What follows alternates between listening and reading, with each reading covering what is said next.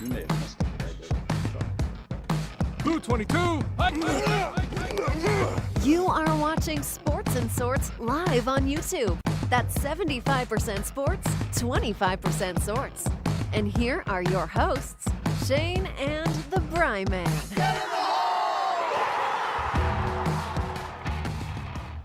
Yeah, buddy, we are back. It is Monday, of course, around 9:30, and we are live. And I am one of your hosts. My name is Shane. I'm the Bry Man. And we are here to talk sports and sorts. And this is what what we got on tap for today. Got a little state of the Yankees, some issues with their fans. Also, we'll talk about how they've been playing. We'll get into the NFL mock draft. We have our little alternating picks that we started last year, and we'll do the top 10 of that.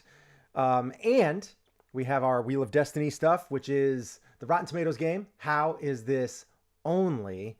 And we will then spin the Wheel of Destiny to finish off the show. I'm sure we got a little bit more to talk about because I wanted to start the show off today with something that popped up recently. And I can't say I'm shocked, but at the same time, I was a little shocked. Not because I hadn't heard about it before, but because it has popped up in pop culture before. Okay. And this is something I haven't brought up to Brian yet. This is a beloved actor who kind of has been getting a bit thrown under the bus here. And I think it should happen. But that's Bill Murray. Have you heard about all the stuff that's going on with Bill Murray? No, I haven't, actually. So Bill Murray you said I was going to know. I figured you would. I don't. So Bill Murray has there was a movie that's being filmed right now. Aziz Ansari's directorial debut. Mm-hmm. Okay. And he's in it, and Bill Murray's in it, and some other good comedic actors, and it's one of those movies that, Aziz Ansari, his directorial debut, he's starring, he wrote it, and they had to pull the plug during shooting because Bill Murray has been acting a fool.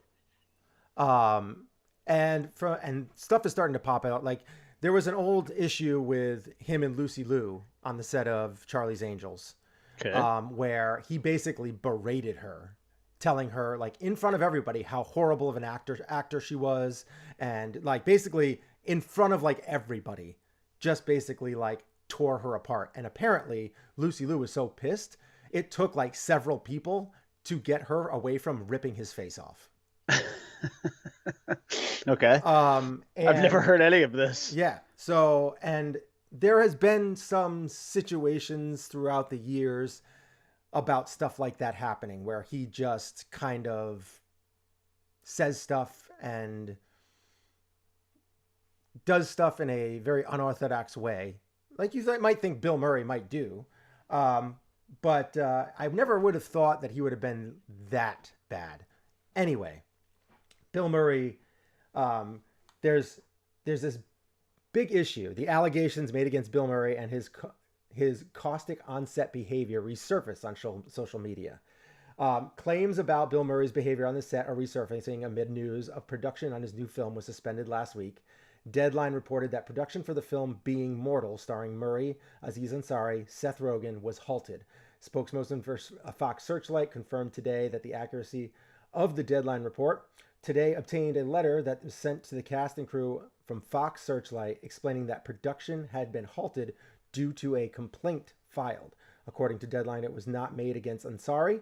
When asked who the complaint was filed against, Fox Searchlight told Today they didn't comment on the pending investigation. Today has reached out to reps for Ansari, Murray, and Rogen for comment.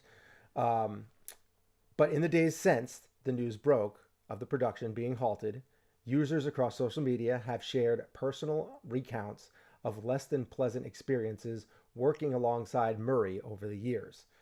Kim Masters, editor-at-large for Hollywood Reporter, quoted a message on Twitter which contained an excerpt from 2003 in the Baltimore Sun about allegations made against Murray's contact on the set of the movie What About Bob?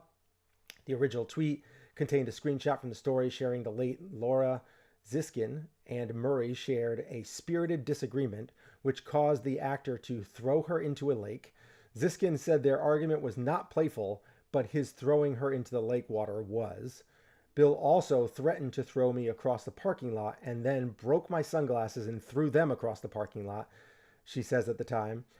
I was furious and outraged at the time, but having produced dozens of movies, I can safely say it is not common behavior. Master shared the tweet along, and things like this. It kind of goes on and on. Bill Murray had a meltdown during What About Bob because he wanted an extra day off, and Laura said no and ripped off her sunglasses, and he ripped her sunglasses off her face. And my dad complained about his behavior. Bill Murray threw an ashtray at him. Dreyfus wrote. In another tweet, he added, everyone walked off the production and flew back to LA, and it only resumed after Disney hired some bodyguards to physically separate my dad and Bill Murray in between takes. Wow. Well, so what's interesting about this then is this isn't, so it's not like a recent development. I mean, What About Bob is like a 30-year-old movie. Mm-hmm. So we're going back here. I mean, Charlie's Angels is 20. Yeah, it's hard to believe, but yes. Yeah. Wow. So he added some of that was even in the script. No, wait, none of that was in the script. I made it all up. So there was, and then it goes into the one about, Lucy Liu. And as I had talked before, but so the rumor, because they haven't really officially come out, is that it was halted because of Bill Murray. Now it hasn't officially come out, but it seems like that is the whispers that everybody's talking about. So, and then all of these things are kind of coming up from the past that would kind of throw a little fuel on that fire. So I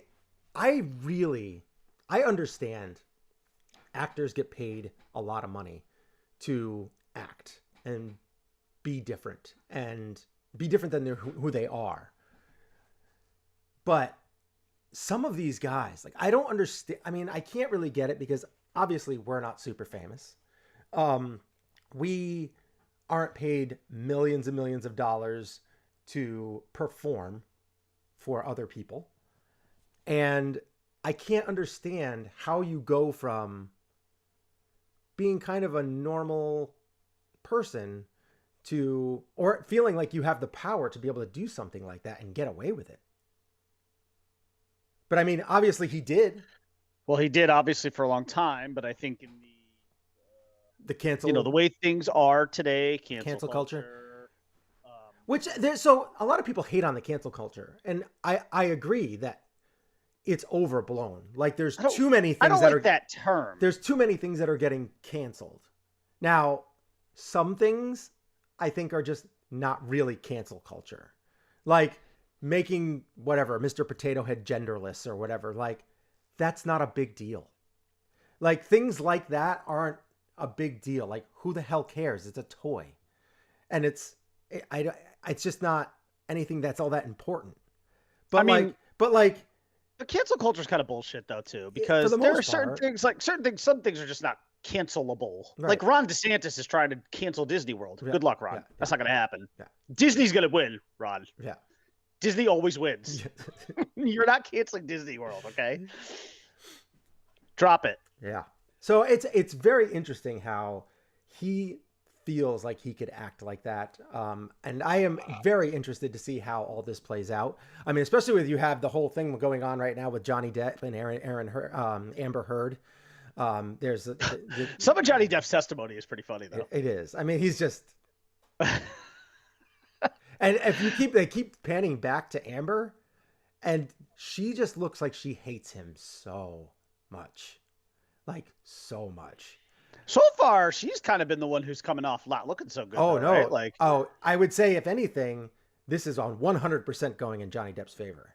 Yeah, that's what I'm gathering from it so far. I will be honest, I'm not keeping on top of it. Me neither. Relying on Twitter clips that I'm seeing, but for the most part, it seems like she's kind of the bad guy here. That's what it's coming out to look like. Because I don't know a lot about the situation, because I just don't care. Yeah, I mean, there was just lots of drunken, drugged up disorderly conduct that happened, and right. Fingertips were lost, and doors were slammed, and all sorts of crazy things happened. Yeah. And whatever. It's Hollywood. That's Holly weird. That's not Hollywood. Yeah. That's Holly weird. Like, this is like the stuff that I just don't get, how you go from normal to that.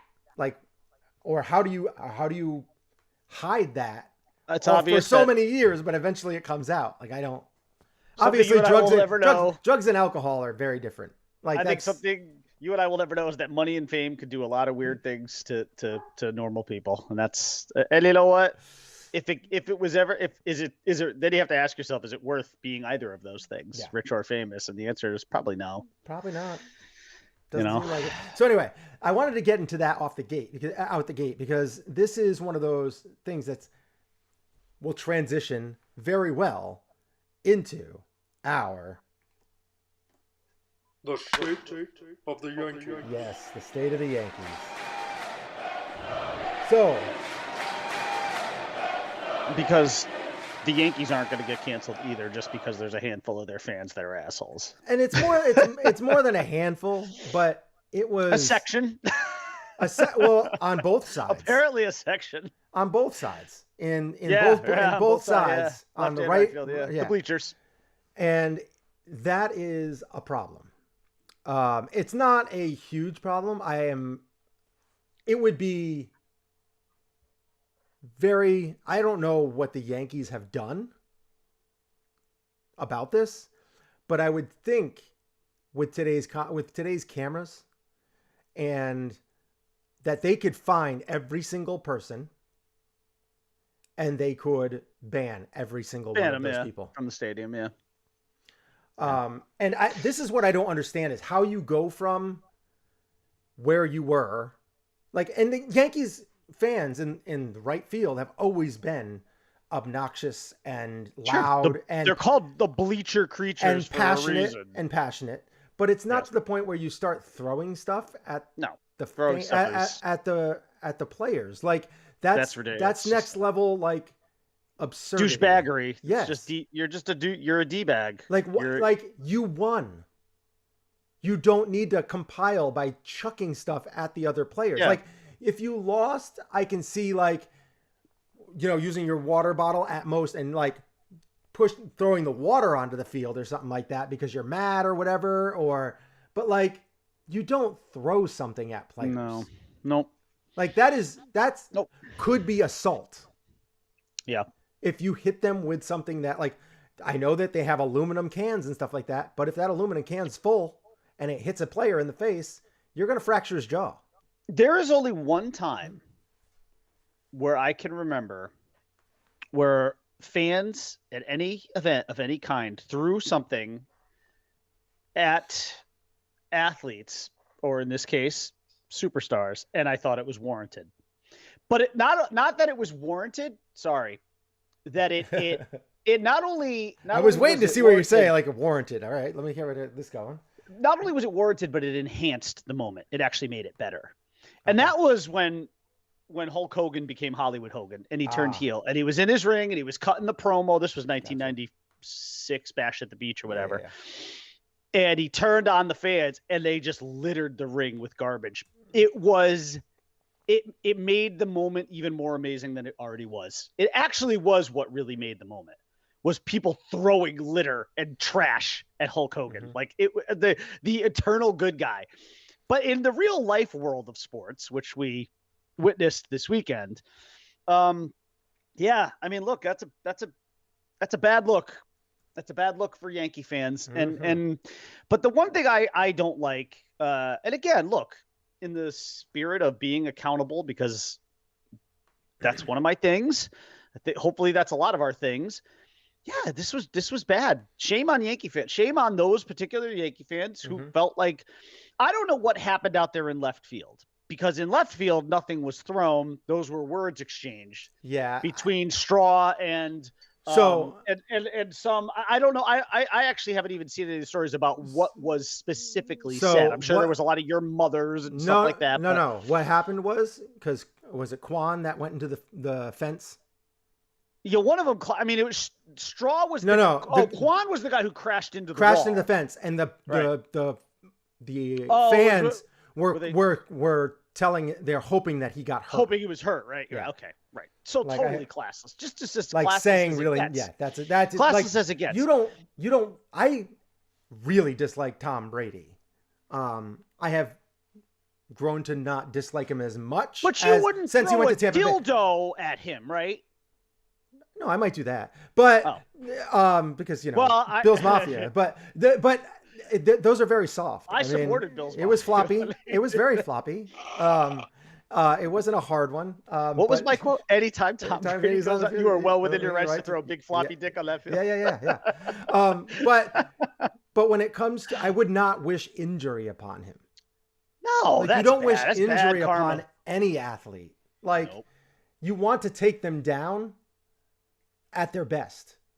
That is what you really want. You want to take them down at their best. Not be the man. You got to beat the man. Yes, exactly. Yeah, no, it was just, and then look, as far as what those idiots and those asshole clowns in right field were doing, throwing stuff. Mm-hmm.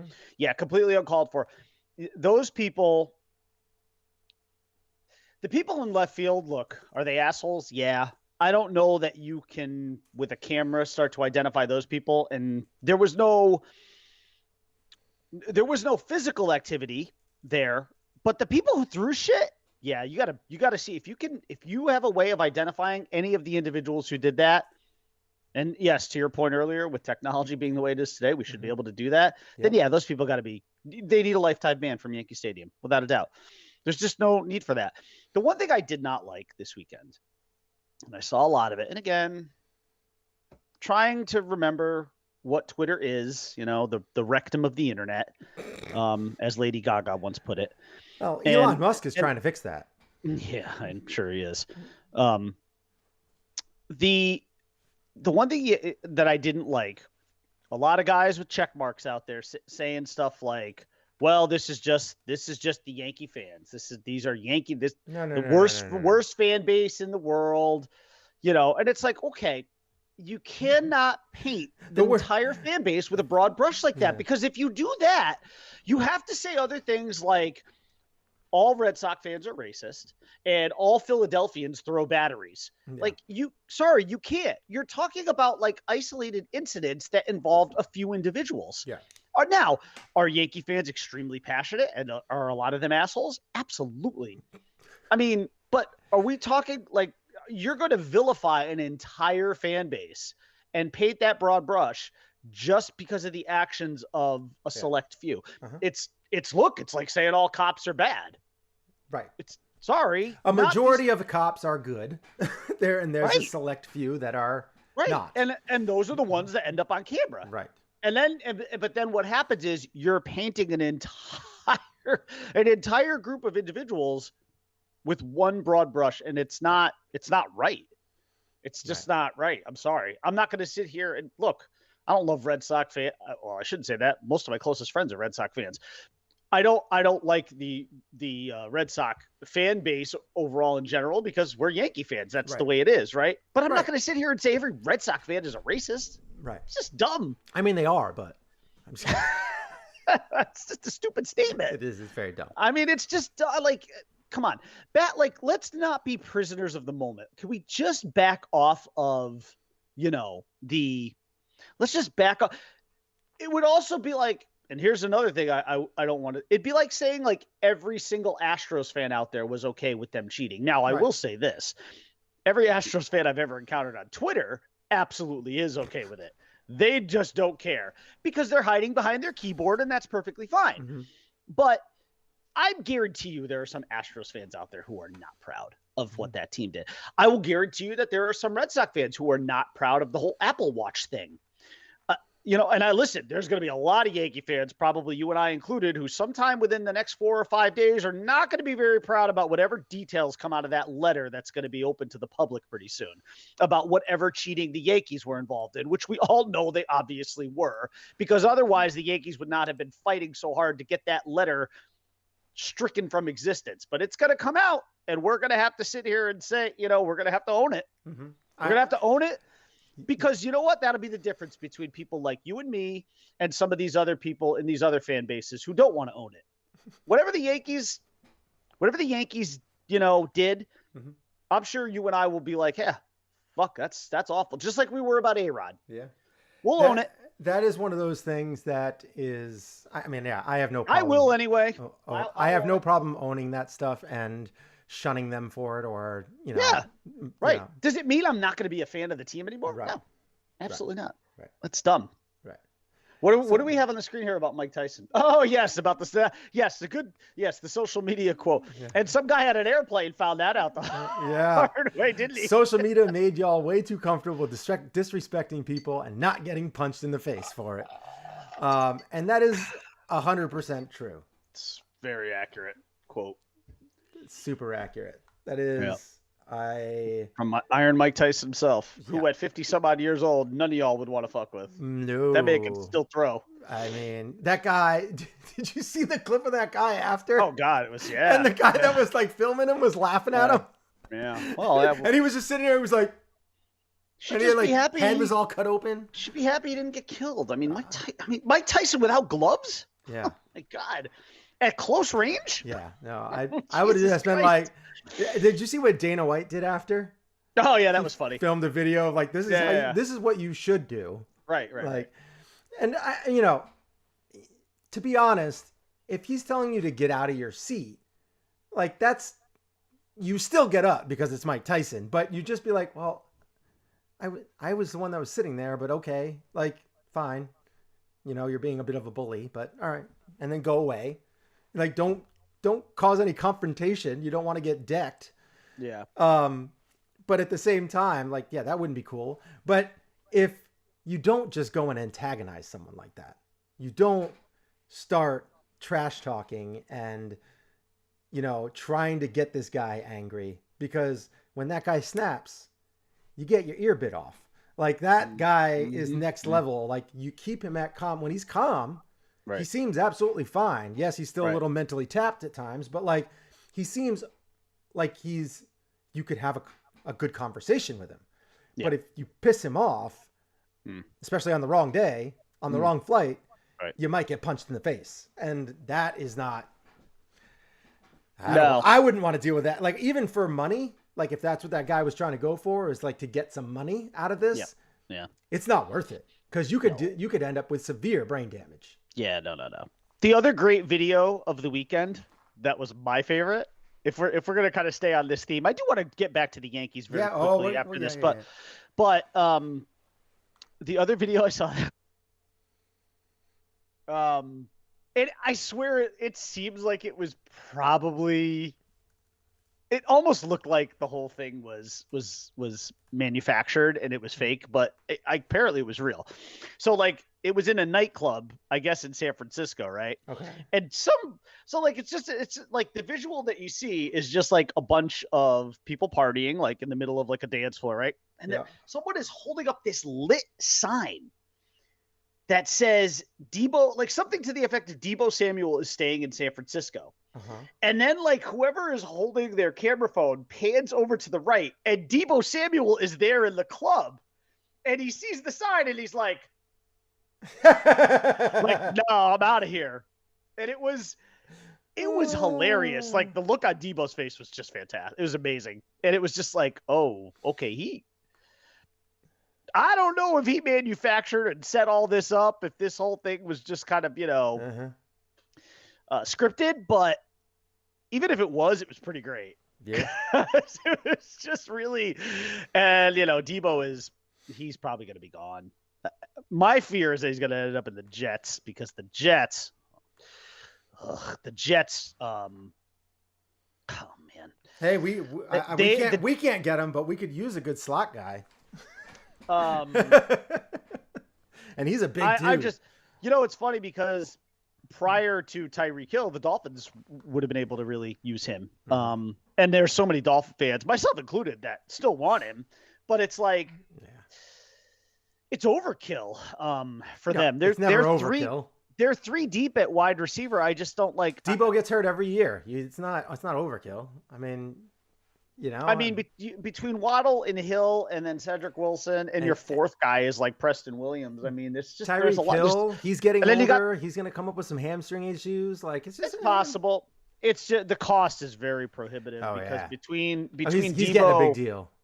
Between Debo and Tyreek Hill, you could be allotting $55 to $60 million a year to two wide receivers. Not at the moment, but if he balls out this year and next year, and then they start negotiating after that, he'll be the market dictates that he'll be a $35 to $40 million a year. And player. That's when you get rid of Tyreek Hill because he's going to be on his way down, and you keep freeing up some room, We'll see. Yeah, I mean, look, the NFL's all about kicking the can down the road. Anyways, we wanted to get back to the Yankees, though. Yeah. So, Yankees last week, solid week. I mean, they took, 2 of 3 from the Tigers? 2 of 3 from the Tigers and swept the Indians. So they took care of the AL Central. Which isn't that should have been handled pretty close to that. Yeah. So, I wouldn't say it's... Tigers are not a good team. That's why I would say it was... Pretty good week. The Indians were like a 500 team coming into it. So pretty good week. It's something that this is what they have to do when they face these teams. Here's the bigger problem. Good. They're 10-6 right now. They're tied for first. On the surface, things look okay. Here's where we get into the whole, does this team pass the eyeball test? And to me, they still do not.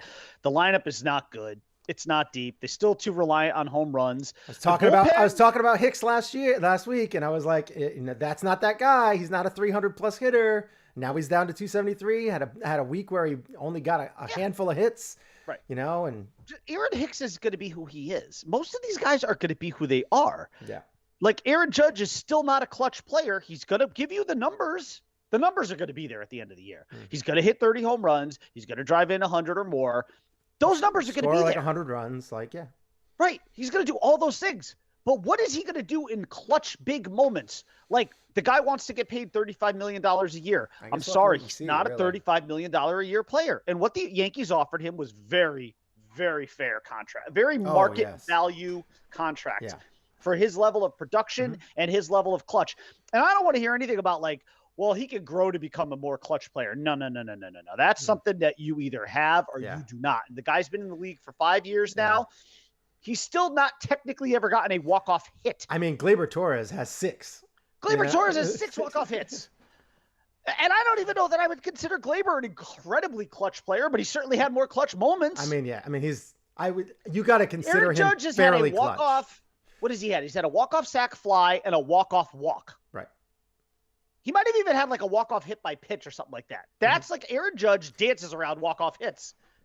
He doesn't like to get them. Yeah. And he's not clutch a lot of times in games either. It's very, I'm not clutch hits aren't all just about walk-off hits. That's just that's more of a coincidence. But there's several big moments throughout the game. Yeah. Right. And I'm sorry, I don't recall a lot of his knocking pitchers out of games that, really compiling, He's a good player. He's not a great player. He's a good player. He's a really good player actually. Because he does a lot of things really well. His to me, he's missing that one gene that you want in guys like that. Yeah. And that's the gene that Derek Jeter had. Yeah, I don't know. I'm not ready to say he's not clutch or not. I just say he's neither to me right now. It's not that he's not clutch. It's just that he's not super clutch. I'm expecting him to potentially do something. Just I don't know what, and when you see people get up, when you saw people like Derek Jeter get up, you were like, he's not working a walk, he's gonna get a base hit somewhere, that's what he's going to do. He's going to put the ball in play, probably a line drive into right field, or maybe hit the ball out of the ballpark. You just expected when he got up in a big moment, you were shocked when he didn't get on, or he struck out, or something like that. You were shocked. But here's the thing I want to say about Judge, though. It's not like Yankee fans have this expectation of every single player on the roster. For Christ's sake, we would just like to see Joey Gallo get a fucking hit or even take a hit by pitch or something. I just want to see him. I want to see him gone. Right. No, I know. You know what I'm saying, though. Yeah. The expectations for every player are not the same. I don't need every guy in the lineup to be clutch. I don't need every guy in the lineup to hit 30 home runs. I don't need every guy in the lineup to score 100. But with Aaron Judge, Sorry, the spotlight is different. The expectations are different. For a guy who wants to be the face of the franchise, which he already is, and to get a $35 million a year contract, you need to be great all around. Yeah. You can't pick and choose what you're great at. Sorry. And if you're and the expectation, here's the problem: when you're a Yankee, the expectation is, fair or not, right or wrong, justified or completely ridiculous, the expectation is to win championships and to be clutch in big moments, because that's what New Yorkers expect. And if you cannot do that, this is not the place for you. I'm not saying Eric Judge can't succeed in New York. He's obviously put up statistically good campaigns through his first 5 years in the league here when he's healthy. But New Yorkers, Yankee fans, have different levels of expectations when it comes to those big moments. We expect championships. And if you can't produce those and have clutch moments in big games, it's not going to work for you here. And I'm sorry, but the Yankees offered that man a fair contract. They did. I don't want to enough about Aaron Judge, because there's other stuff to talk about here. I think it was very fair, but yeah, I want to get into let's get into there's one other thing I want to say about. Yeah, okay, you had a good week. Okay, yeah. Could you fucking take 2 of 3 at least from the Orioles? Do we have to bend the knee to the fucking Orioles every time? Or God forbid, could we maybe sweep them? Is that possible? Well, I'm getting way ahead of myself. Just try to take 2 of 3 from the fucking Baltimore Orioles if you could, okay? It's not even like Buck Showalter's managing that team anymore, okay? Like, that team is a AAA team at best. They have a couple of good players in that lineup. They got to get out of the bad. They got to get out of the bad habit Mullins. Of playing down to their competition. Yes, it's a terrible thing. But look, the Orioles, I like the top of their lineup with Mullins and Mountcastle. That's a nice little 1-2 punch. And they've got some other young talent in there, Hayes, and some other guys coming up. But let's be honest. That's a team you got to beat up on. That's the reason why the Yankees were in the fucking position that they were last year, was because they couldn't beat up on the Orioles. Everyone else in the AL East did, but not them. The Rays, not just the AL East, everyone else did. The Rays and the Red Sox and the rest of the American League had their fucking way with the Baltimore Orioles, but no, not the big bad Yankees. The Yankees had to go and what were the Yankees, like 11-8, 12-8? No, not 12-8. It had to be like 11-8 or something like that. It wasn't good. You can't go 11-8 against the Baltimore Orioles and expect to win a division. Right. Sorry. You've got to be. I think the Rays were 18-1 against them. That's how you win a division. Not 11-8. Yeah. You have to beat up on the bad teams. You have to take a minimum of 14 games from the Orioles. There's 19 games you play against them. You got to take 14 of them. Yeah, 70%. You got 5 losses to them a year. That's it. That's all I'm giving you. You should take 70%. Yeah. 70 to 75%. Of the bad teams, you should be winning 75% of those games. Right. So the Orioles come into town starting tomorrow for a 3-game set. Can we fucking, or maybe, I guess it would be, it could actually be 4. I'm not sure. Could we take the majority of the games, or maybe even pull off a sweep against the vaunted Orioles? Is it possible? Do you have it in you, Yankees? Look, they had a good week. I'm not going to rip them too much. They had a good week. They went 5-1 against.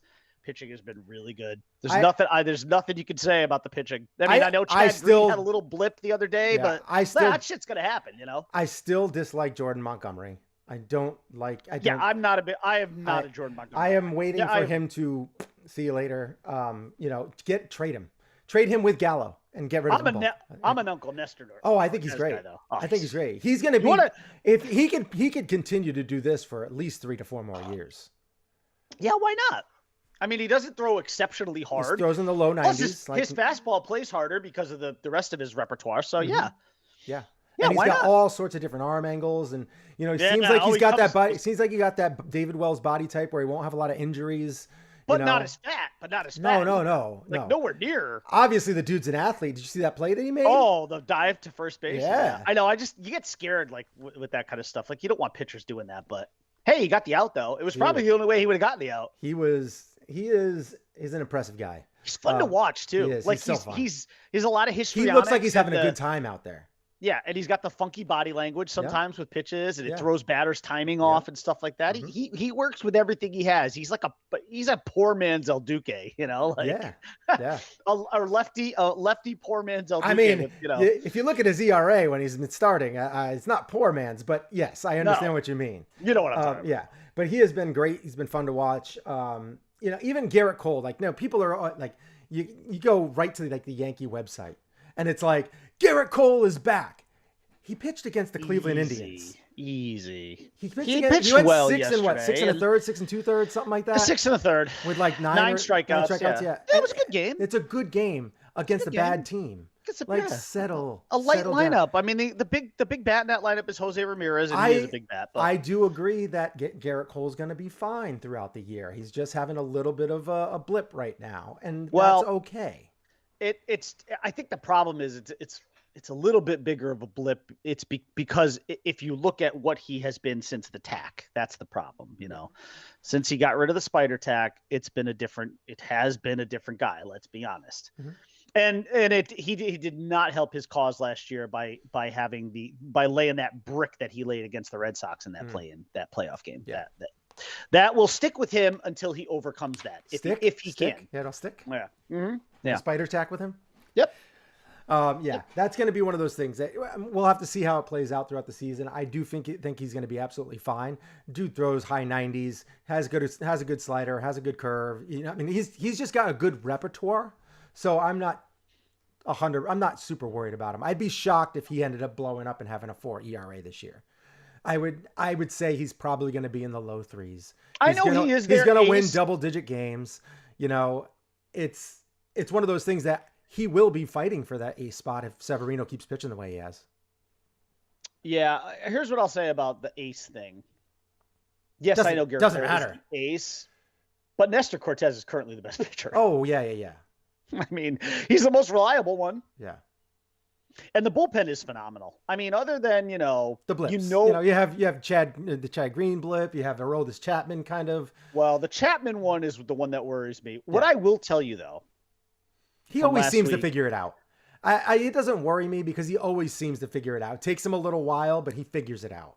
Was it I think it was the Friday night game, but whichever game was on Amazon Prime there. I think it was that Friday night game. The one where Michael King came in relief and struck out 8 of 9 guys and 7 in a row. King. That guy, see, that's one of those guys. This is where I'll give Brian Cashman some credit because the guys like Michael King and Jonathan Loaizaga, who he was patient with, both of these guys, Cashman and the Yankees were very patient with, they have now paid off because we all know Loaizaga, most likely, well, maybe not anymore. It could be King, but we all think that Loaizaga is probably the heir to the closer's throne. Oh, I hope not. But then again, maybe he isn't. Maybe King is. Who knows? I don't want to get out of hand with Michael King, but I will tell you the thing about Michael King. Man, that guy throws hard, and he can hit corners. I mean, it's like I'm not even going to let this name escape my mouth because it's sacrilegious. But I will tell you that the guy throws harder than the guy whose name I was going to mention, and he can really hit corners very, very well. But that's all. That's where I'm going to leave it because I'm not going to go there. The guy's a relief pitcher who's only been in the league for a couple of years, but his stuff is really impressive. Like it's wipeout stuff. Yeah, I mean, this year he had those batters looking like they didn't even belong in Major League Baseball. Like it was embarrassing. These stats right now, what he has just year to date, 18. I'm sorry. Let me try. Let me go back. 10.2 innings pitched. 18 Ks, 2 walks. Yeah. He's got a whip of 1 and an ERA of 0.8. I'm surprised his whip is even 1. Well, I mean, he's only 10 innings. He's given up 9 hits. Okay. So and then you've got the 2 walks. So but when you're striking out 18 batters in 10 innings, that's nuts. It's 2 an inning. You can give up a hit from time to time because you're going to just strike out the side. Like that's I mean, it was also one of those nights. It's like, again, you don't want to be a prisoner of the moment and get too carried away. But so far what he showed you a lot this season. He had that, but to me, the bigger outing for him was not that strikeout one, but that one against the Blue Jays earlier in the year when the Yankees were up 3-0. Yeah. Chapman comes in for the save, has nothing, walks the bases loaded. They got to get him out. And King comes in, cleans it up. No runs. Yep. Struck out the first guy, then got the Bichette double play. And that was it. That to me was more impressive even than what he did the other night. But what he did the other night was wild. I mean, oh my God. Like that was just impressive to watch. He is good. He has got some strikeout stuff. That Yankee bullpen is very deep and very good. Yep. And the only thing that's going to maybe hurt this team is that when the rosters dial back in May, who are you going to take out of that bullpen? You know, because you're going to have to make some sacrifices. Because they carried like 16 pitchers, I think, into. They carried like 16 pitchers into. Because you were expanded to 28. Something like that, yeah. So they carried 16 and 12 position players. So they're going to have to. You're going to have to scale it back by 2 players, right? Mm-hmm. So they probably both got to come from the pen, I would think. I mean, you can't scale back though. You can't scale back the position players. There's room. Yeah, they'll be fine. I mean, you know, there's got to be guys you get. See, there's certain guys you got to like hang on to though, because like Wandy Peralta, you could think, well, but you need him. He's a lefty, so you can't get there. There are a couple. There is definitely, you know, who's gonna definitely one of the guys who's gonna be sacrificed there is that Marinaccio guy. I like him actually. Yeah. I like him, but he'll probably be. They have him though. Mm-hmm. They have that guy in the pen a couple times. He'll be one of them. And then there's another guy too that I'm forgetting about in that bullpen that will probably go. It won't be that hard. Sears? Oh yeah, it could be him. It could be him. That sounds right. Because I haven't even really seen him much. I mean, Marinaccio has at least pitched a little bit. Mm-hmm. Yeah, those are probably the 2 right there. Actually, man, maybe it won't be as painful as I thought. I like Marinaccio though. He's a guy that they need to keep their eye on for future roles in this. Yeah, pen. I mean, their bullpen it's going to be tough to kind of figure it. I mean, it's not going to be tough to figure it out because what a problem to have. Yeah, it's not. Plus, there's going to be injuries and things like that. Yes, there will be injuries. Yep. People are going to have to step up, and that's good. That's good when Anyways, you have that's when you have the a state deep of the Yankees. depth chart. All right, that's it. 10 and 6. There's not a lot to be pissed about. No, I think of overall, you should be pretty. I think you and I both would have been pretty on board with 10 and 6 to start the season. So I think, yeah, any team would be happy to be 10 and 6 to start the season, especially when you're in the toughest division in baseball. I have to be honest with you. The only thing that's really bothering me outside of the lineup depth is just I do like that we're the toughest division in baseball. I do like that we're in the toughest division in baseball again, though. Yes, where it absolutely. should be. Yeah, which is nice. Yep. Yeah. Oh, yeah. You've got 4 legitimately good teams, and I know the Red Sox are 2 games under 500, but they're better than that. So right. Yeah. Which I still am saying I don't find their lineup super scary.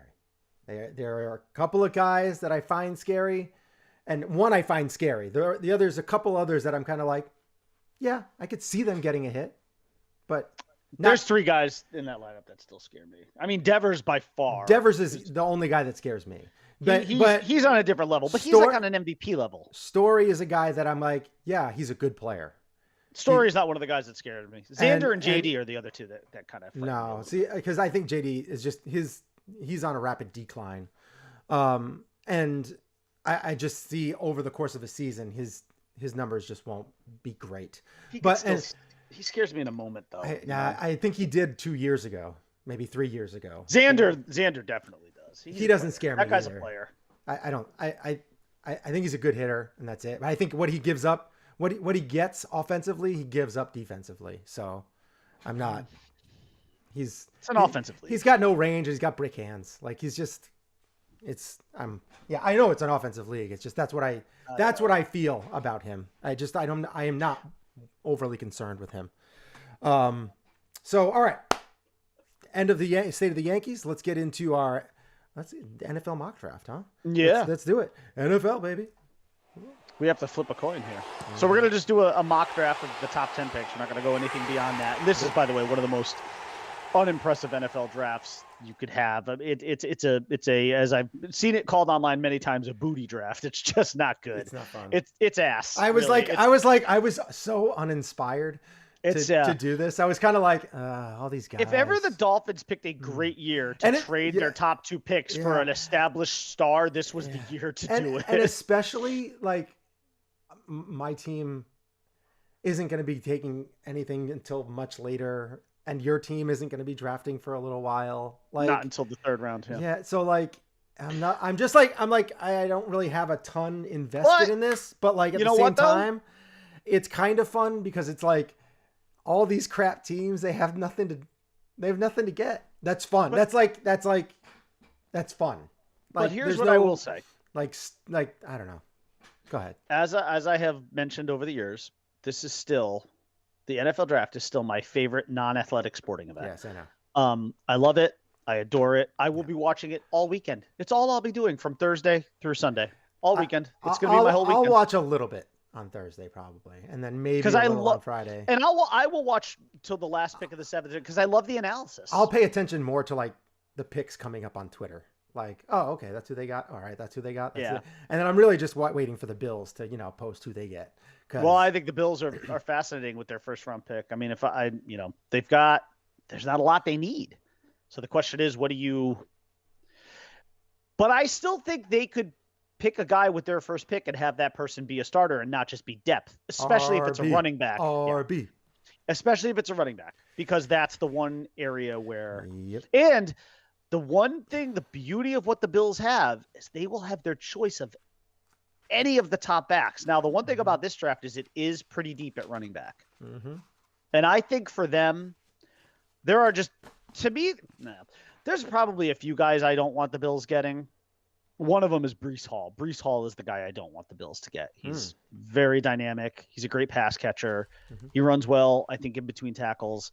And the Bills have a good line. It's not a guy I want ending up there. But we're not going to get that deep into the draft where we would even possibly be picking that. We're just going to focus on the top 10 picks. I would like them to get Kenneth Walker. That's who I want them to Kenneth Walker's another guy who scares me.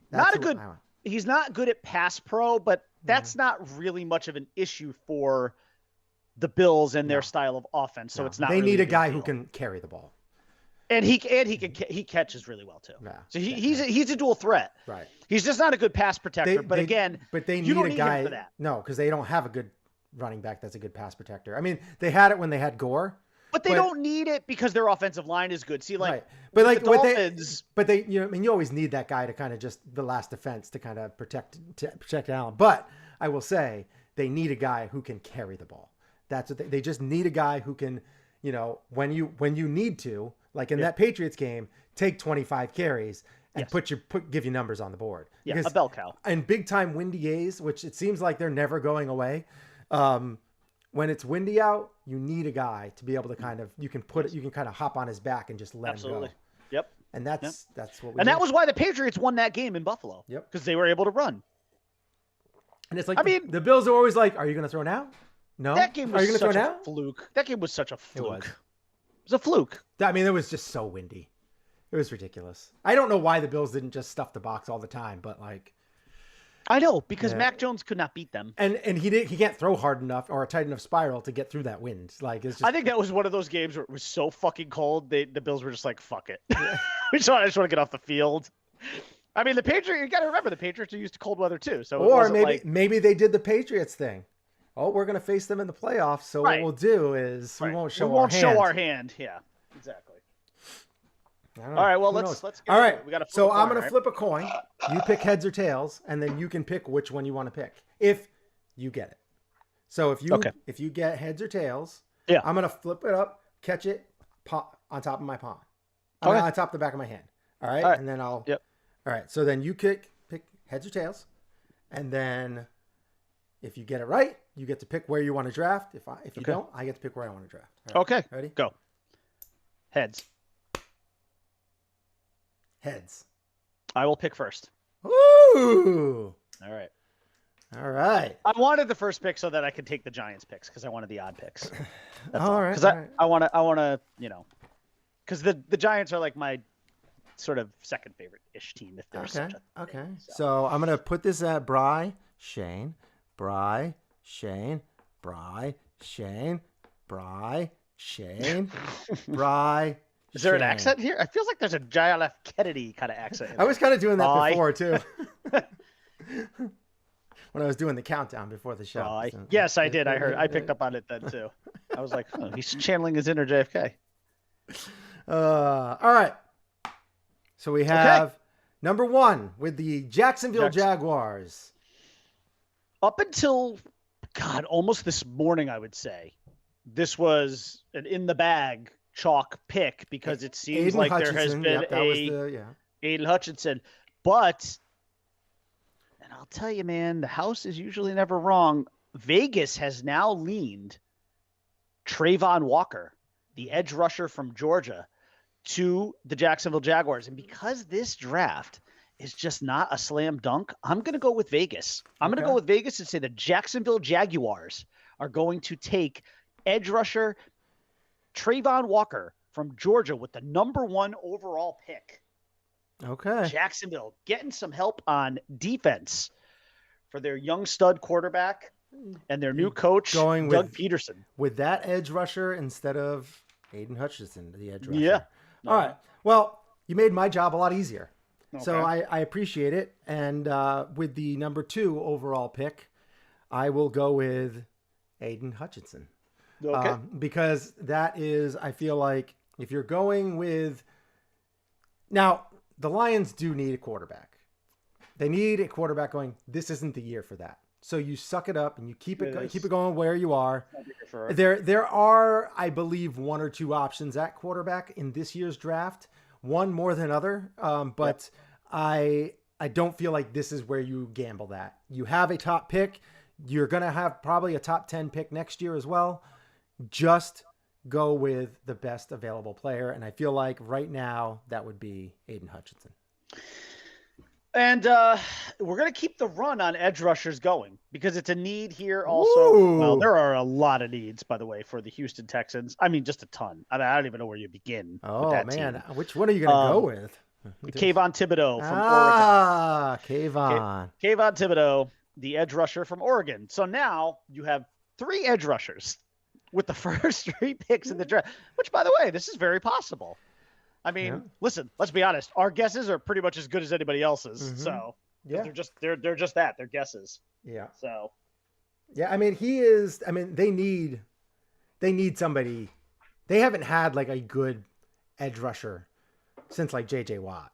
So like, yeah. And that was really, it's been years since JJ Watt was even JJ Watt. So like they need somebody to get to the quarterback. They had like, They were one of the worst in sacks last year, weren't they?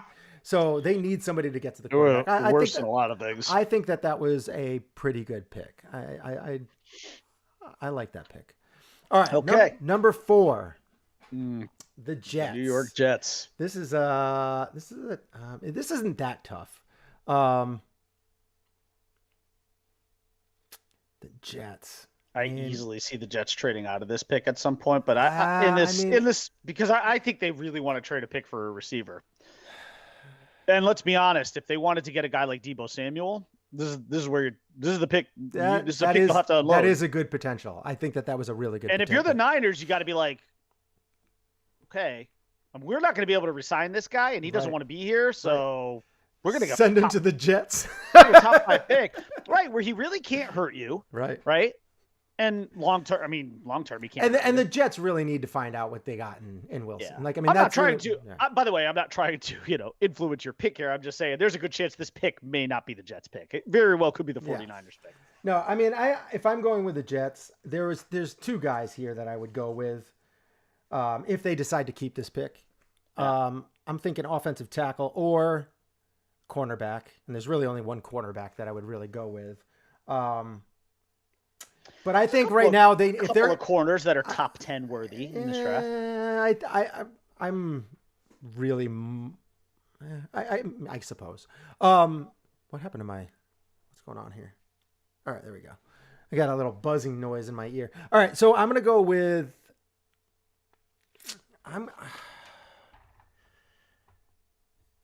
I can't. So here I would consider doing somebody like Evan Neal or something like that. But I just don't think he's what they need. I think they need somebody that's a little bit more fleet of foot. So I'm going to go with,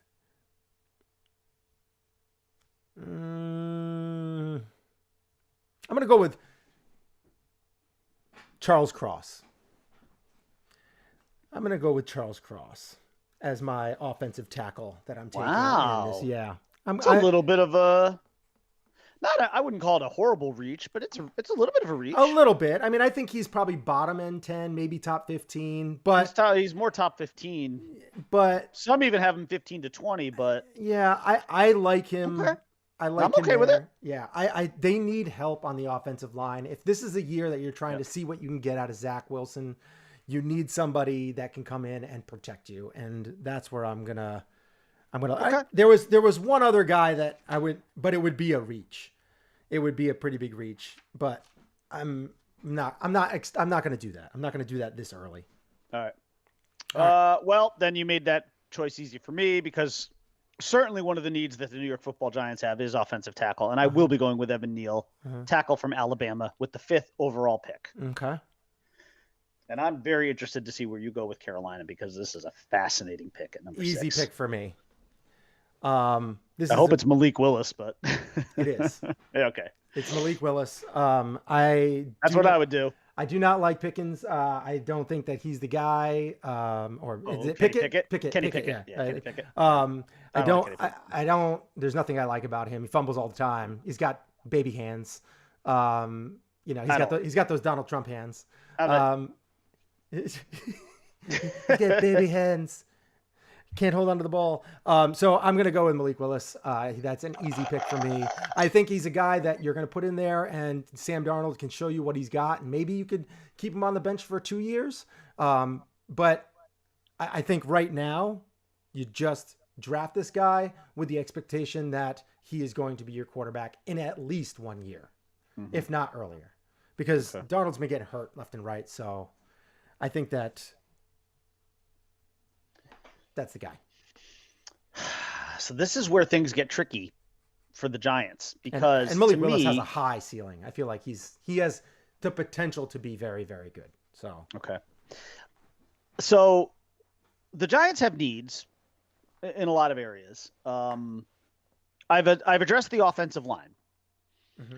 I think at this point, because I didn't expect him to get past necessarily the Jets, I have to go with Ahmad Gardner, the cornerback from the University of Cincinnati at the number 7 pick. Yeah. So now I've really helped the Giants on 2 sides of the ball here. Yeah. I've given them a future offensive tackle for the next decade and their next starting corner for the next decade, you would think, in Ahmad Gardner.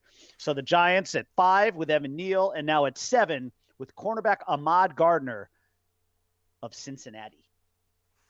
And I'm feeling pretty good if I'm a Giants fan. Right now. See, and so my whole worry with my picks that I had with the Jets, where I picked Charles Cross, is that you picked Evan Neal. I just feel like right now, Evan Neal is not a good fit. And you need somebody right now to see if Zach Wilson's got it. And I think Charles Cross is probably a better pass protector right now. Okay. So, all right, number 8, you just took Gardner, which is who I was going to take if it dropped here, but I didn't think it was going to. For me, this is a pretty easy one. I'm going to go with Jermaine Johnson as an edge rusher for the Falcons. Well, as a Florida State fan, I can't argue with you in there too much. He's I don't know if he'll go top 10, but I was leaning. It was either if he got picked beforehand, I was probably going to go with a wide receiver, but he didn't. So, and I feel like there is so many holes in the Falcons that you just got to start somewhere, and you might as well start on defense when next year you can start with getting your quarterback. This pick is tough for me with the Seattle Seahawks because they obviously have a need at quarterback, but they could use the trade up to get Willis. They could. Yeah. And I, if you and I were going to go into the whole trade thing, I might have gone that route. Right. But they are not going to reach here for a quarterback either. So let's, again, in the spirit of just, we're making an assumption here that, the picks are all just going to, I don't believe for a second that this top 10 is going to stay with the 10 teams that are here. I believe there are going to be some trade outs because this is one of the drafts to do it in.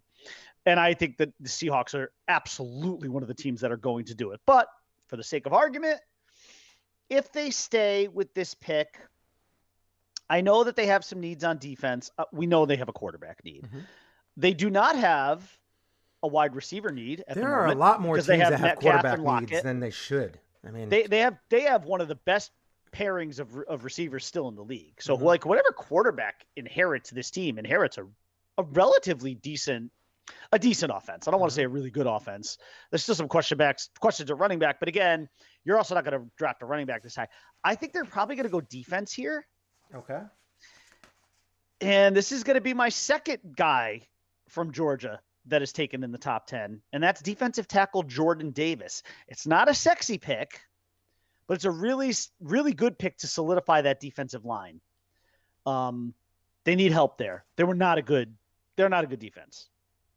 And I know a lot of people think that they're still a good defense because there's still that sort of leftover remnants of like, they used to be the Legion of Boom, but they're not.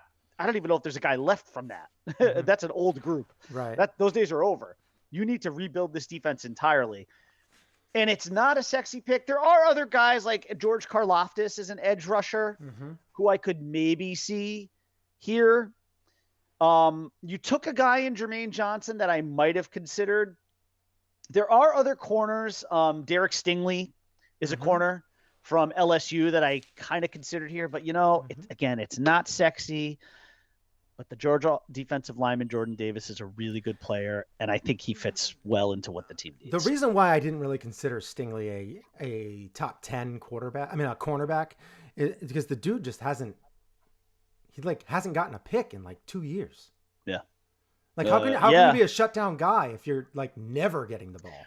Well, I mean, I understand you can be all over the person and you just knock the balls down all the time, but like that's what Byron Jones is. Like Byron Jones is he doesn't intercept a lot of he's not a pick guy. That's what Xavier Howard is. But Byron Jones is a guy that Xavier Howard gets picks. Oh, that's what I mean. That's what Xavier Howard is. Yeah. He's the guy who gets the picks, but Byron Jones is I don't know that you consider him a shutdown corner. There's a really that's a label that should only be reserved for like a handful of guys. Like but what Byron Jones is really good at is sticking to guys, deflecting the ball, batting the balls down, but he's not a guy who's going to pick the ball off. So you could still be really productive. But the only thing that I didn't look at in depth was I didn't look at how many times ball was thrown his way. Because I mean right there can really dictate how many interceptions you're going to get in a season. Right. If you only get the ball thrown your way like 3 times a game, you're probably not going to get a pick very often. Now a guy like Byron Jones does get the ball thrown his way more often because they don't want to throw at X. Right. So that's what happens when you have 2 great corners. That makes things really tough. Yeah. All right. So where are you going with 10 for the Washington Commanders here? This has turned out to be the easiest pick for me. Again, I'm going offense because you got to figure out you got to figure out where this guy is. They need a receiver. What's that? They need a receiver. I'm going Garrett Wilson. Garrett Wilson. Yeah. There you go. Yeah. Because he can legitimately become a 1, if not be a 1 next year, for them. And imagine him with Terry McLaurin. Right. Like, so that's what I mean. He's a guy that has the speed, good route. Who's their quarterback? Heineke? Is Heineke the quarterback, I guess, right? At the moment? For the Commanders? Taylor Heineke, right? He's the quarterback, right? At the moment? I think he is. No, for the Commanders? Well, it's not Fitzpatrick, right? No, it's Oh, wait, did they make a trade? Yes, it's for what's his face? The guy that I love, and I can't remember his name. Not Carson Wentz? Yes, Wentzylvania, who's no longer. So Wentz is okay. Yeah, so they made the trade for Wentz. Yeah. Boy, I'll tell you, Heineke could push him though. Heineke's got talent. He's got a big arm. He's a fun player too. But that's for the sake of argument though. Yes, you need. But that's the 11th pick. The Jets get the 10th pick. Oh, did the Jets have the 10th? Yeah. Oh, I'm sorry. Yeah. My bad. That's all right. Yeah. Oh, well, then if you're the Jets, then I mean, it's actually the answer is still receiver, though. Yeah. Garrett Wilson. I was like confused. I'm like, what? What are you talking about? All right. Oh, okay. Yes. So, sorry, I thought it was they had the 10th and the Jets had the 11th. The Jets got the 10th from the Seahawks. Okay. Either way. At least that's what I thought. Wilson. That's what I thought. I thought 10. Sorry, I thought 10 was the. So I have the Jets. You know what? 10th there. What? Okay, let me just draft order 2022. I have Jets in. I'll just I'll just verify it, but please do. But I have Jets at the 10th and it Commanders. Is the Jets. Commanders at 11th. Yes, you're right. It is. And I'm going to go Garrett Wilson because they need a guy for Zach Wilson to throw to. So. By the way, either way, Wilson to Wilson. I would have picked Garrett Wilson with that pick regardless of whether it was one of those teams. And it'll be very easy for, I mean, the Commanders can go and take London if they want. That's another solid wide receiver pick. So Olave is out there. Yeah, there's I wouldn't pick Olave as high. I like Olave. I wouldn't go as high. Garrett Wilson's clearly the guy. Yeah. He's clearly the guy. Yeah. And he deserves to be a top 10. And I think that's a perfect Yes, he does. Wilson to Wilson. All right. So, that's pretty much it for our draft. I think you did a little bit better than I did this year. I think last year we agreed that I might have snuck out and done a little bit better than you last year. But I think this year, I think with your, you got a high value with Aiden Hutchinson at 2 because I kind of gave that one to you. But I do think that you made the Giants those 2 picks with the Giants. Yeah, Neal and made Gardner. them much I think better. Most Giants fans would rub one out for that. It made them much better. They're the ones that improved the most. Even with my Jets getting 2 picks, I think because the quarterback is such a question mark that I think that the Giants also don't have the best situation at QB, but I feel like those 2 picks are. To be abundantly clear, I don't see Ahmad Gardner getting past the Jets, though, because they have a need there, too. So, and the Jets are going to get a receiver. They're going to take a receiver. Yeah, see, it's just not going to be at number 4. I feel like you can't. I feel like if you're the Jets and you do that move, I think you made a big gaffe. Because I feel like you need to put, if you want Zach Wilson to be your guy, you need to actually see if he can get you down the field offensively. Who cares about the defense right now? You're not there to win yet. You're there to win in 3 years from now. It's a good draft for linemen, so I can't really argue with you that much on it. I mean, to me, Cross was a bit of a reach, but I still think the need was there, so I'm okay with the pick. Yeah. All right, let's go. We're done with NFL draft. What do you guys think? Who do you think won that draft? You think the Bry man won? Do you think the Shane man won? One way or another, Evan Neal could end up playing in that stadium, one way or the other. He has a very good chance. I mean, they have 2 good picks. I mean, they really can't screw this up. I mean, they can, because obviously all these teams that are drafting right here are notoriously bad at picking. Actually, the one thing that I probably did screw up, it didn't really matter because I still think the Panthers are taking Malik Willis. But the one thing I probably screwed up was the order, because you probably would take Ahmad Gardner 5th and then Evan Neal 7th. But does it really matter? They ended up with the same guys. Yeah, and they would have ended up with the same guys. Unless somebody tried to jump Carolina to get one of the guys, 2 of them to prevent the Giants from getting the other one. Yeah. But again, I don't think Carolina wants to trade out of that pick. I doubt it.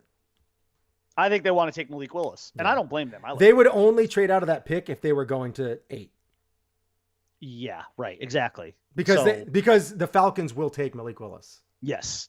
Yes, they would. I believe they would. And so if they trade and get to the 8th pick, that's going to be with the Falcons, and they're not going to do that.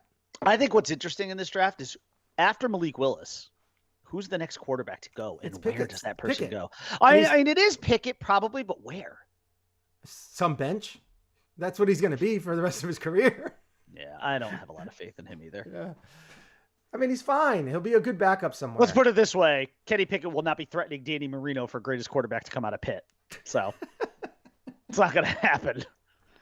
Is that what you call Mr. Marino? You call him Danny? Danny Marino, yeah. That's what his close friends call him? All right, cool. Yeah, that's what we call him. All right, let's get into our next topic, which is... Oh, this is our Wheel of Destiny topic. Welcome to the Rotten Tomatoes game. How is this How is this only? I struggled. I had like 3 movies that I want. I still haven't actually decided which one I'm going to do. It's just going to come to me in the moment which one I'm going to pick. Well, you're going to have to. But I don't want to mention all 3 because I want to be able to save some of these too for future editions of How Is This Only. You're going to have to Kenny Pickett right now. I know. Good one. Good one. You're going to make me go first? Oh, yeah. All right. I know which one I'm going to go with. I gotta pull up Rotten Tomatoes so that I can, put it on the screen when you tell me what it is.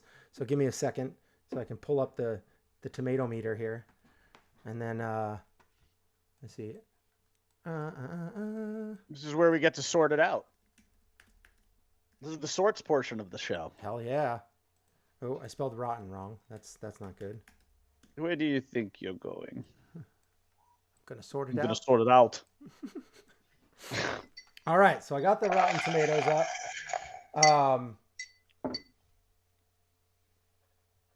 All right, let's see what you got. Let's see what you got here. I want to see what you got. Well, I don't know if you played that sorted out clip before we started this segment. I didn't. I played the How Is It the Only? No. Yeah. I don't have the clip right now. If you had, it would that fit. Would have been quite the segue.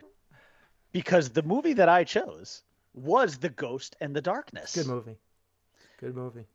Very, very underrated. You and I both like this movie. It's a great quite a bit. It's Jaws on land.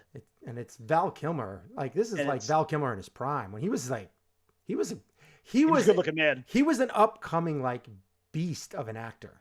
It seemed like he was like the action star. Yeah, like the next action star. Yeah, like he could have gone into like so many different roles. There are a number of Val Kilmer movies that I could probably end up for me on the How Is This Only list. Like, for one, The Saint is a movie I absolutely love. I love The Saint. And again, Val Kilmer, young, kind of height of his powers. Very underrated movie. I love that movie. Him and Elizabeth Shue. It's a good movie. It's solid. It's a fun movie. It's a fun movie. It could end up on a future one, but for this one, I actually did Ghost in the Darkness, and I was very disappointed to see that The Ghost in the Darkness with critics was sitting at 51%. That is, and I'm sorry, Rotten Tomatoes, you're wrong. You're wrong. Well, not Rotten Tomatoes wrong. Those critics are wrong. And there is a 24 percentage point differential between what the critics thought of that movie and what the audience thought of that movie. 51% for critics, 75% for the audience. You and I are clearly with the audience on that movie. Because if I were to watch The Ghost of the Darkness, if I were to give it a Cinebros rating, I'd probably go 8 out of 10. So I'm right there with the audience. I would say about a 7.5. Yeah, I'd say it's very good. So you're right. You're right there. You're right with the audience. Well, I mean, it's like they're 75%. I like positive, it just a scooch more because I just think it's just a great. I just love it. I think but I don't see how that movie is only 51%. I just don't. Like, objectively speaking, I don't see how The Ghost in the Darkness is sitting at 51% with critics. Now, is that like an egregiously bad number? No, but you're still only basically half the critics only thought it was good. The other half thought it was rotten. And I disagree with the half that thought it was rotten. Yeah. So that is my choice for How Is This Only? Yeah, It Goes to the Darkness 51%. And it's not like, I don't understand why they would give it a 51%. No, I know. Because it was it wasn't like boring. It was entertaining. It was suspenseful. It was like, right. And you had the dialogue was pretty good. What was great about it was the similarities between it and Jaws, right down to like the characters. Okay, clearly Val Kilmer is Chief Brody, right? Clearly, who was the other guy? Michael Douglas was clearly Quint because he played Remington, and that's clearly Quint. I mean, the guy who was actually there to hunt the lions and gets eaten by lions. Quint was there to kill the shark, and he gets eaten by the shark. And then the other guy was sort of like Hooper. The other guy who was there with him, I can't remember his name. Oh, man. What was his name? He was good, too. He was such a good character, too. But it was just like the three guys. But it was Jaws on land. And you did it service, too. Like, it wasn't B actors. You had fucking Michael Douglas. I mean, dude, the guy's first of all, I can't believe he's still alive. But Michael Douglas, yeah, he's definitely aged. I wouldn't say he's aged well. He's aged, no doubt about it. But the man is old. What do you want? I mean, hell, he still could show up in an occasional Avengers movie. You know, I mean, he can still, he's still Pym. He's still got the Pym particles. It's true. He's been so. Bottom line, and let's be honest, without him, there's no Thanos snaps half of existence out of the world. There's no going back. Right. So you needed them Pym particles. But bottom line, yeah, Ghost of the Darkness, man. Sorry, that needs to be. The audience had that right. I would never have argued with 75. You can't argue with 75. I agree with that. That's a good review. All right. There you go. So my Rotten Tomatoes, How Is This Only, is a movie because I started looking at this basically because he just recently did an interview because he has a movie coming out, and he has a very divisive fan base. There's a lot of people that love him, a lot of people that are like, wow, he's such a weirdo. But mine is going to be the Nicolas Cage movie, Gone in 60 Seconds. Okay. So I think that movie is a lot of fun. Now, do I think it's like the Thespians, like great movie, like deserves Oscar? No, I don't. I think that it's an extremely fun heist movie. There's lots of cool car chase scenes. It has remember it. It has my favorite car, Eleanor, which is that 1960. Yeah, I mean, it's just a beautiful Mustang. And I love this movie just because it's a lot of fun. It's one of those movies you pop on and you can start watching it anywhere and just kind of enjoy it. Oh, wow. Yeah. 25 and 77. And 25%. That's a good one. 25% the critics. This is where I just think that they missed the boat. They don't understand just as sitting down, popcorn movie, enjoy yourself. Right. Like, watch the car, watch the back and forth between the actors, and watch like just some fun stuff happen on the screen. And that's what this is. This is just a fairly fun movie that you can sit down, and it's not quite as good as the A-Team in my like that reboot that they did with like Liam Neeson and Bradley Cooper and all that kind of stuff. Like that is a very fun movie, and it has a little bit more depth than this one, but this one is just fun. It's just a fun I'm trying movie to see, what was it, 100 based on 100 and how many reviews? 38 reviews. 38. Okay. It was really small on the screen. I couldn't make it out. 25%. And the audience and that's a decent amount of reviews. And over 250,000 with the audience in 77. Yeah, I would I remember that movie. I do remember liking it. I would be closer to the audience. I probably would have had it in the 6 out of 10, but I would definitely be closer to the audience. Yeah, like 6.5, like fun. Yeah, that's not a 25%. No, I would definitely give it a positive rating. Yeah, that's silly. Yeah. Was there maybe some anti-Nick Cage bias at the time? I don't know. No, I think it's just it's not. It doesn't. They don't understand the fun side of it for the most part. Like if it doesn't have a great story and good depth to it, like they're just like lost, and they can't just sit there and enjoy a big huge vat of popcorn and some candy and a water or a Diet Coke or something like that, and just enjoy what's on the screen. Yeah, it's like a waste of their time. I'm not here to have fun. Did you watch over the week the Batman? I did. Okay, what are your thoughts? I watched it. I've watched it multiple times. I've watched it once. I watched it with my son. I watched it with the girls. And Monday night. It was our Monday night. I liked it. I wouldn't say it's my favorite Batman of all time. Several plot holes and things like that. But I do love the way that they did the Riddler. I do love the kind of little bit of Joker that you saw, and the deleted scene Joker thing that's out there as well. Yes. All that stuff was great. And I'm excited to see what happens from here, if anything. But I thought it was a very well done movie. I wouldn't say, I think it's great to see Batman just being Batman, even in his Bruce Wayne form. Like he is not that playboy philanthropist that he is then, but it kind of, they have a little bit of a segue throughout that kind of gives you that feeling like, oh, he's not there yet. Yeah. So that's where I feel like you're going to see maybe in the next movie a Bruce Wayne and Batman change. There's going to be the separation of the two. Whereas right now, you just kind of got a broody guy. And I really enjoyed what they did with the Batman. I really like that stuff. They didn't really go into Bruce Wayne very much. I thought Selena Kyle was good. I liked what they did with Alfred, even though they didn't use him a lot. Yeah. Gordon, great. I think the Riddler was cast exceptional. I really enjoy the really dark and twisted way that they're going to do the Joker. I'm excited to see what happens more than I think like just like Batman Begins. Like I liked that movie. I didn't love it. I loved The Dark Knight. And I feel like that's where they're going from here. I think the next movie will be that more that if they do, which I'm sure they're going to. This movie did very well, about 800 million at the box office. There's no way they're not making. So there's always a chance that they just reboot the whole thing again to try and make that. Well, that would be very DC. Yeah. So they're so disjointed. I never know what they're going to do, but I would say they should continue the story. See, this is my problem with DC is there's just like this is where Marvel has really mastered it, because there's one guy behind everything, and his name is Kevin Feige.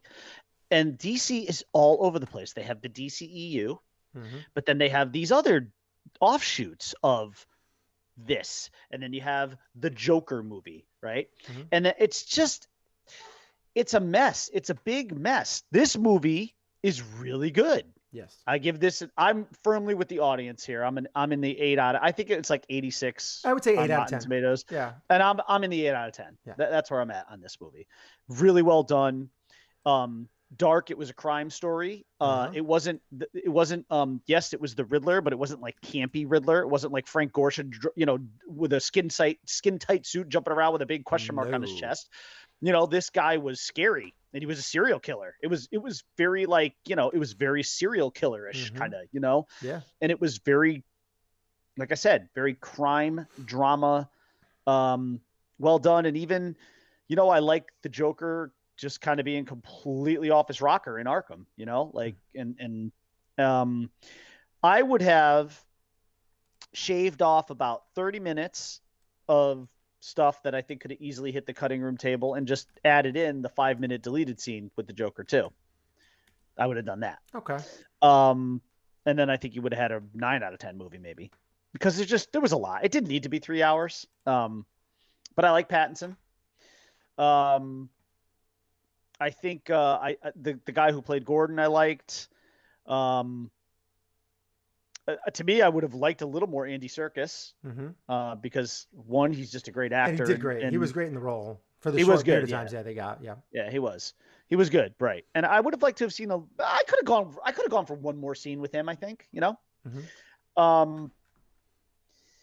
It was just a really well done movie, and it was very enjoyable. I think Zoe was great. I mean, Colin Farrell as the Penguin was really good. It's funny. Before I saw the movie, I was like, why couldn't they just cast like a fat guy, a fat, ugly guy to play? Why do they have to dress up this beautiful man in like a fat suit? But you know what? Colin was great. He was. I'm glad they did that. I'm glad they did it the way they did it. They had listen, Matt Reeves must have had Matt Reeves, right? Is it Reeves? It's Reeves. Yeah. I think plural. It's not like Christopher Reeve. It's Reeves. It's Reeves. Yeah. He had a reason for casting Colin Farrell, and I see why. That was really well done. And look, all your big three, as far as criminals, are still out there. Penguin, after the scene where they leave him, like where they play the good cop, bad cop thing. Yeah. And then he's just kind of like hopping around with like the chains on. He's like, are you guys going to just leave me here? Yeah. That's when they leave him. So he's still out there. And that the Riddler and the Joker are in Arkham. And let's be honest, the Riddler and the Joker's thing is escaping Arkham. So, I mean, Arkham is not, unfortunately, it's not a vault. People get in and out of there pretty easily. Yes. So, there's obviously a lot. I mean, there's a lot of room, and Catwoman is around. She went off, she took her cat and her motorcycle and she headed off, but she's not done either. Now I know Zoe Kravitz is under a little bit of fire these days, so who knows if she got canceled or not, but what happened to her? Oh, I don't know. There was something that I don't remember. Just look it up. I can't remember. She said or did something dumb, I think. But at any rate, though, all the players are still very heavily involved, right? Like everyone is still there. Obviously, the way things have set up, Joker would seem to be the next logical pick for your big villain face-off. Yeah, I was really pleased with it. I think it was a very well done movie, and I look forward to any sequel that they want to do. Nice. And it just doesn't need to be 3 hours. That's all. No, I mean, what I like? Drag. It didn't drag for me. No, not at all. No, like I said, I've already watched it twice. Yeah. And I probably will watch it again. The one thing I liked was we didn't have to relive the entire how did he become Batman. They briefly touched on it and that was it. Very briefly. Yeah. And then the other thing that I liked, right in like that opening, after the Riddler kills the mayor there in that opening scene, I liked how they did the thing where they focused on like 3 different crimes that were going on at one point. Mm-hmm. The one guy who holds up like, the convenience store, the guy spray painting, broken on the pillars there at City Hall. Yeah. And then you had the subway incident where he actually shows up. But I loved that whole kind of like that just sort of that narration by Robert Pattinson of that whole opening scene with like fear, talking about fear, and how they don't know where I am. I can't be everywhere at once. It's a big city, but they don't know where I am. And like, I thought that was cool. And then, of the 3 things that was going on, obviously, I think y'all kind of knew it was going to be the subway thing because we knew that from the previews that it was going to be the subway. Yeah. Because of those guys with their faces painted. Yeah. But I thought that was cool. I liked that. I liked that sort of, and just like those guys looking down those dark alleys and being like, oh shit, is he down there? Mm-hmm. I don't know. I thought that was cool. It had like a lot of that. Ooh, it's that what lies beneath. We don't really know if he's there or not. It left some stuff up to the imagination, right. Mm-hmm. I thought that was cool. All right, cool. I thought it was a nice twist. All right. Well, that's pretty much it for our show today. We got to spin that wheel. Let's do that real quick. While you're doing that, let's just say we've reached the end of our program. And to quote the great Tony Stark, part of the journey is the end. We'll be back next Monday. But spin that wheel, baby. Spin that wheel. And first, we got to do the...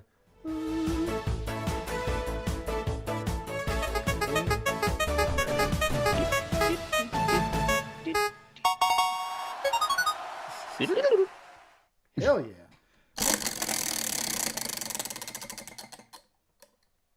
We just did that. We're not doing that. Spin it again. Oh, recast Lethal Weapon. Wow. I like it. Wow, recast Lethal Weapon. Okay. Can you hear the music in the background? No, it's very faint. It's very faint? I could hear a little bit. Like I heard the Wheel of Destiny thing. No. Can you hear the music? This music that's there now? No? All right. That's weird. All right. I wonder why it's not playing. All right. So hopefully it is on the post-production. But yeah, thank you guys for watching, taking this in. We will be back. Don't forget to hit that subscribe, that like, all those buttons. Smack it, and tap it. And then, yeah, it's going to be a good one. So we'll be back again next Monday, if not sooner. Who knows? And then just hit that notification bell so you know whenever we go live. Thank you guys. Again, we'll be back soon. Stay classy, Planet Glove. Oh, I can't wait to add. We didn't talk about it. So we just did recast the movie. That is going to be changed to the Mount Rushmore of worst sequels. And that's the second movie in a series. So it's a sequel. The next one is the sequel. Right. Not the third, not the fourth. You can't do like Saw 17. You got to do, it's... You could do Saw 2. Yes, you could, which I think is a good movie, so don't do that. Yeah, I wouldn't do Saw 2. There are a lot worse sequels than Saw 2. Oh, Saw 2 was actually pretty good, actually, if I remember. Yes, I thought it was very good. I was very shocked by it. But anyway, see you again next Monday. Peace out. Yeah. Well, where can people find you, though? Oh, yeah, they can find me at Einhorn on Twitter. Mm-hmm. You can find me on Twitter at _Bry_man. Enjoy the NFL draft, guys. Yeah, should be good times. Much love. Peace out. Don't forget to tap it. Tap, tappy, tap.